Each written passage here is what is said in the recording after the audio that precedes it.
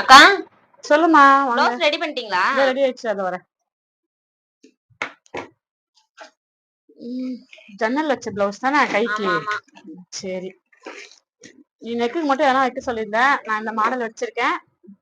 Sorry ஓகேவா? பாரு, சூப்பரா இருக்குக்கா.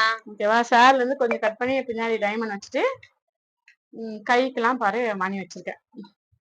சூப்பர்க்கா. ஓகேவா? சரிடா. எவ்வளவுக்கா சார்ஜ் இந்த பிளவுஸ்க்கு? இதுக்கு வந்து 5 மீட்டர் லேஸ் ஆயிடுச்சுடா. அந்த மணி எல்லாம் வச்சிருக்கேன். பின்னாடி பேட்ச் ஒர்க்னா நான் சின்னதா டைமண்ட் வச்சிருக்கேன்.